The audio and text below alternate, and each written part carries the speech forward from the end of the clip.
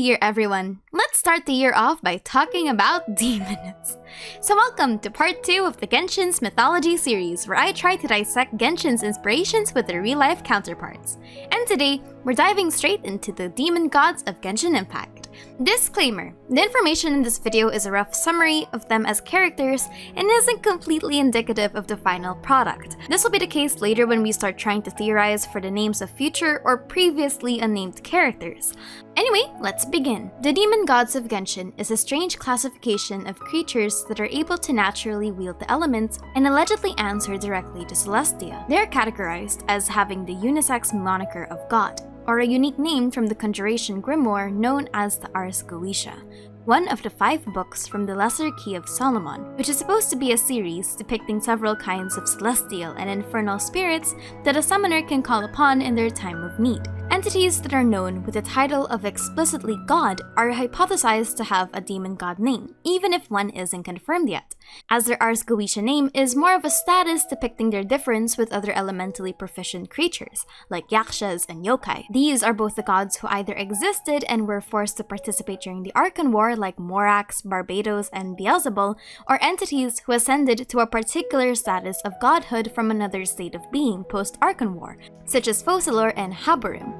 The demon gods also don't necessarily mean the Archons, but rather that they were once governed and overseen by Celestia. The term demon god itself comes from the direct translation from the Chinese titles of the gods who participated in the Archon War. According to the wiki, gods prior to the rise of the Seven have demon god in their titles, but the localization didn't keep the demon.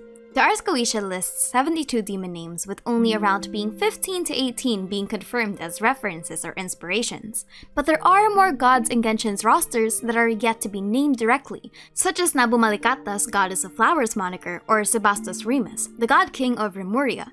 We also can't forget that Tivat was split into territories prior or within the 7 major regions, and it took an entire war to reduce all of that to 7. Gods like Morax and Beelzebul were also notorious for their KDA. But moving on from that, let's begin with each and every one of the named references to the Ars Goetia, starting off with Barbados. Barbados is an Earl and Duke of Health that gives the understanding of the voices of the animals, says past and future, conciliates friends and rulers, and can lead men to hidden treasures that have been hidden by the enchantment of magicians. Barbados also gives the understanding of the singing of birds and the barking of dogs. Interestingly enough, Venti is one of the stronger correlations to his Ars Goetia counterpart, with him having connections to several kinds of animals like the Great Wolf of the North or Vanessa's falcon, but also his existence as the Anemo god. Venti is also tied to the god of time Istaroth, being described as a thread of the 1,000 winds. Throughout his story, we see him use songs as a depiction of legacy and time, valuing ballads and names of heroes bygone as a way of immortalizing them. Venti is also one of the more elusive gods when it comes to knowledge. He is depicted as knowing more than he is willing to give, and conversely is able to hide his presence from divination magic. As the wind god, Venti often makes allusions to the fact that the wind can lead you to where you have to be, or the wind is a general guide. Number 2. Morax. Morax is a great earl and teaches astronomy and all other liberal sciences, and gives good and wise familiars that know the virtues of all herbs and precious stones. Though the description is pretty lacking, and we're going to see this a lot with the Ars Goetia entries because the original texts are just that way, we can see how Zhongli's expertise of gemstones and medicinal herbs come to play from the source material. Zhongli has been seen multiple times giving the Traveler and Xiao herbs and tea to help their ailments, or, I guess in the Traveler's case, being tricked by Venti into getting drunk. There's also hints that Zhongli knows more about the stars in the sky than he is allowed to admit, with him making references to prophecies and the arts as a way of preserving legacy. Number 3. Beelzebul or Baal. Baal and Beelzebub have a more interesting story when it comes to inspirations. Baal and Beelzebub, or Baalzebub, may sound similar, but they're not the same being and concept. And actually, only one of them is technically confirmed as a poetic name. Beelzebub or Beelzebub refers to one of the 7 deadly sins representing gluttony, and is known as the Lord of the Flies. Now, the reference between both of them and each other is muddy if you look at the source material. While the source materials that talk primarily about Beelzebub don't reference Baal as an equivalence, Wikipedia says that Baal might be an equivalence to Beelzebub, like a one-sided thing. But if you look at the original source materials of the Ars Goetia, which are now strangely available online by the way, Alistair Crowley and Dr. Lawrence don't mention Beelzebub intentionally. So it's still up to debate if they're complete extractions of each other or if they just happen to have pretty similar sounding names. Baal is a title for Canaanite deities and is more of a general depiction of false gods in the biblical sense. From the Ars Goetia, on the other hand, Baal is the first demon and teaches the art of invisibility. In ancient Canaanite Phoenician mythology, Baal is associated with fertility, rain, and storms. Number 4. Booer. Booer teaches philosophy, both moral and natural, and the logic and the virtues of all herbs and plants. He's also capable of healing all infirmities and bestows good familiars. Nahida, as the god of wisdom, shows all of these qualities with the additional bonus of being a god with technically a pretty close familiar. Besides this little guy that we see fighting with Scaramouche, we also have her Aranaras, and how she has a personal assistant that helps her with her deity-based activities. Number 5. Focalor. Focalor is a mighty deity who offers to slay men and drown them in the waters. He overthrows the ship of war and he has a power over winds and seas. We don't see much of who Focalor is except when she ascended to godhood and separated herself into divinity and humanity in the form of Farina. Fun fact, she's technically the first deity that we found who ascended outside of the Archon War, giving us the idea that the Ars Goetia names can be bestowed upon them. Technically, the other gods have connections to the war itself, with Booer being argued as the name of both Nahida and Rukadevda, but Focalor is a separate creature altogether as far as we know, and that she was even disliked by Egeria's original Oceanids. According to the wiki, she uses the French localization pronunciation instead of a Latin-based one with a hard C. It's also kind of sad because Grimoire Focalor had once hoped to return to heaven after 1,000 years, but he was deceived in his hope. Similar to how Fontaine had a prophecy that the Archon needed to subvert and eventually led to her death. Number 6. Haburim. The name Haburim is an alternative name for Aim, the 23rd spirit of the book and the Duke. He carries a firebrand and sets cities and great places on fire. He makes men witty in all ways and gives true answers about private matters. Malvika, as a human that ascended, shares this new Ars Goetia name, but it's unknown at the moment if the Haburim title is shared amongst all of the Pyro Archons of the past. Nothing specifically says that it isn't. The other god that technically had a confirmed counterpart is Baal and Beelzebul, so logic should dictate that maybe the Haburim title is just for Malvika, and everyone else gets other fire-based Ars Goetia demons like Phoenix, Furcus, etc. Number 7. Amun or King Deshret. Amun or Nahum is a Marquis of Hell who tells all things past and future. He also procures feuds and reconciles controversies between friends and foes, which is a little ironic considering his Genshin counterpart is a warrior king who plotted to go against the heavenly principles and learn of their nature. King Deshret was a god of drive and almost manic knowledge who strived to transcend beyond the limitations imposed on them by the Master of Shades. Number 8. Andreas. At first, I was wondering if I was going to consider putting him in the Theorizing category, and then I realized that Andreas was too big of a key player in the Archon War, and he also had history with the Caribbean and Barbados, both of which had confirmed Ars Goetia names. The name Andreas specifically isn't in the book, but there are two names that I'm thinking of. Number 1 is Andras, who is depicted as a winged angel's body with the head of an owl or raven. He's depicted sitting on a strong black wolf. He teaches those whom he favors to kill their enemies, and stirs up trouble and dissension. Which I guess that's fair for a god who's a wolf and was in constant conflict during the war. The other alternative is Andrealphus, a Marquis who teaches cunning in astronomy and geometry. He can also teach men about mensuration, but I don't really see him as being a god of the stars, and definitely not measurements. Number 9. Decarabian. Decarabia knows the virtues of all herbs and precious stones, and he can change into all birds and sing like him. Decarabian in Genshin is a storm god, who sealed Mondstadt in with the pretense that he was protecting them, but not realizing that he was being a dictator. He also didn't recognize that his rule made them hostile and feel trapped. A nice contrast to how Decarabia is supposed to be as free as a bird. Hagentis. Hagentis is based on the demon Hagenti, a demon who can instruct men in every subject and transmutes all metals into gold. Hagenti can also transmute wine into water and vice versa. Guizhong fits very well with her counterpart, considering that her knowledge of medicine and puzzles as an artificer and creator executes the knowing every subject pretty well. Number 11. Havria. Somebody pointed out when Zhongliu's quest first came out, is that Havria is most likely her demon name because it wasn't Liuwen in nature. This is in contrast to Guizhong's name, who prior to her reveal as Hagentis was actually theorized to be a Gusion or Gusion from the Goetia. But because Guizhong, the word itself, has a pinyin version, people realized that Guizhong couldn't be the Ars Goetia name. Havria, on the other hand, didn't have that, which leads us to Havras, which is an alternative version of the name Floros, a Duke of Hell who gives true answers of all things past, present, and future. But he must first be commanded to enter a magic triangle so he wouldn't lie. He also speaks about divinity and the creation of the world. Floros can also supposedly be called to make mortal wishes to take vengeance, which I don't really see as a thing for the god of salt. She was never the kind of deity that really took advantage of anything, which was the main issue her people had with her during the Arkan War. Number 12. Istaroth.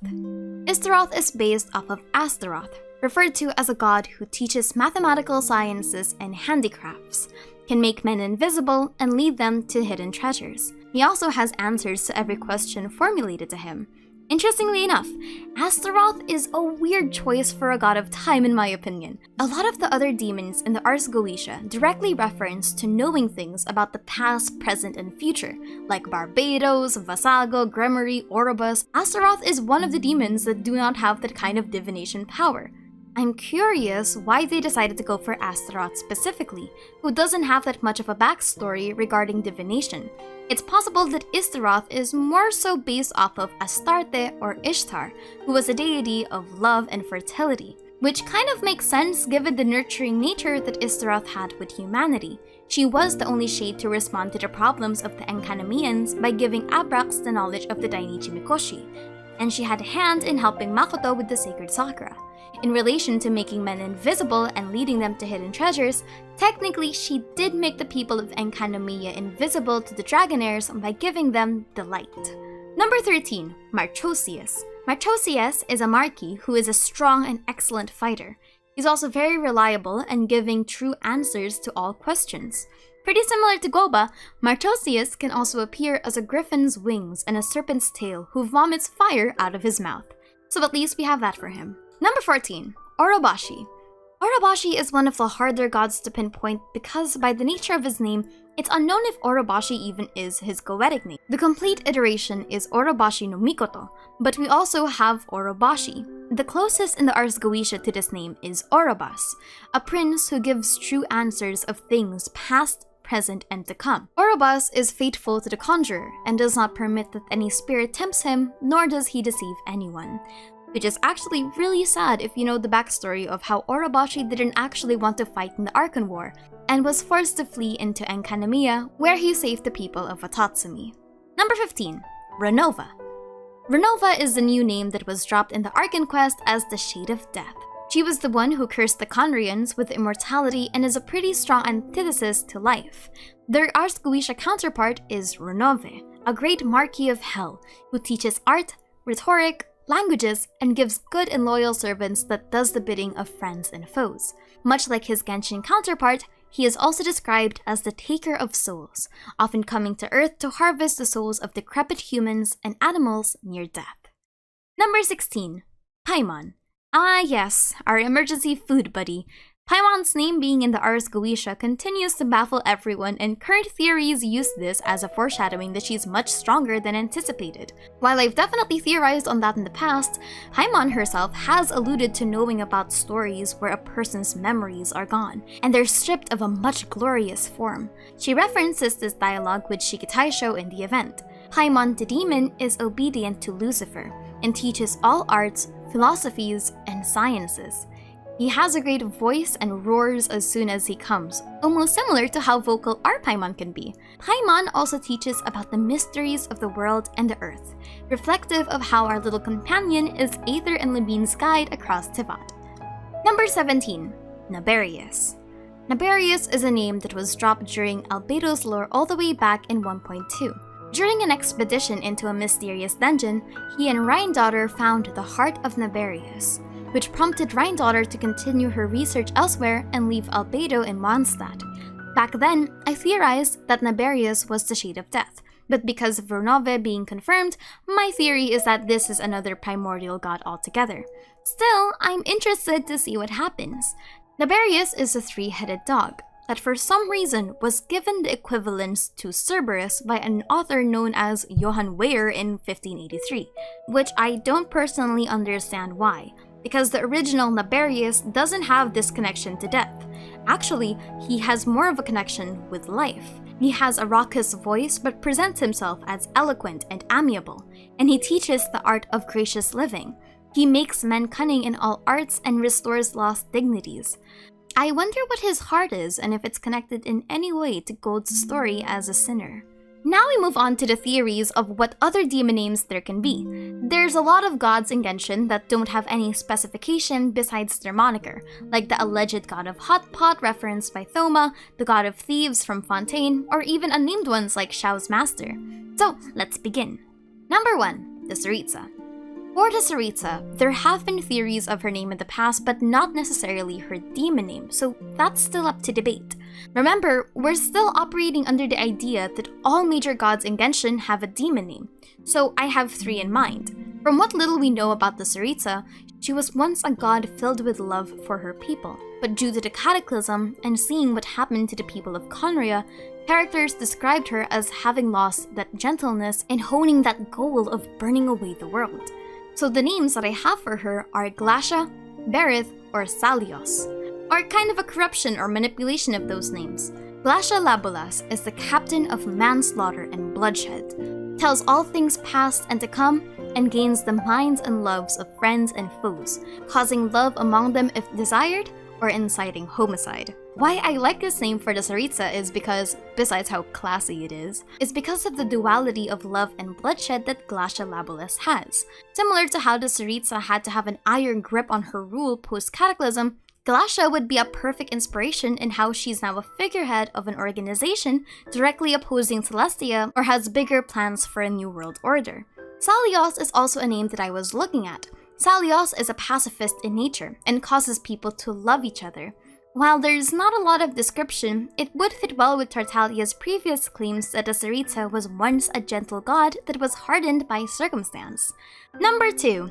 Known Archons with no demon names. The original Archons of Fontaine and Natlan weren't given their respective Ars Goetia names, so a lot of people speculate that they just naturally share the moniker as the power is passed along.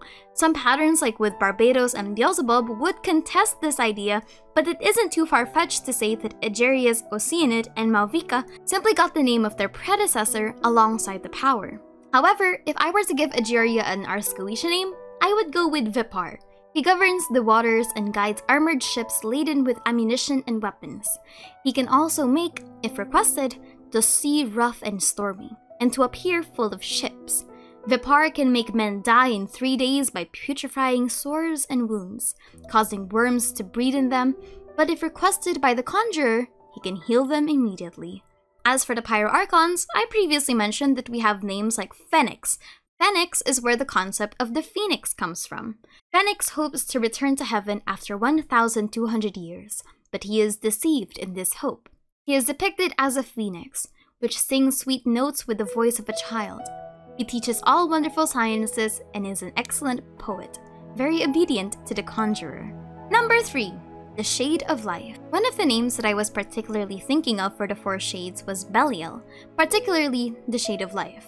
We know absolutely nothing about them or their existence, but I think it would be cool if the Shade of Life was the first shade that Phanes created as a progenitor.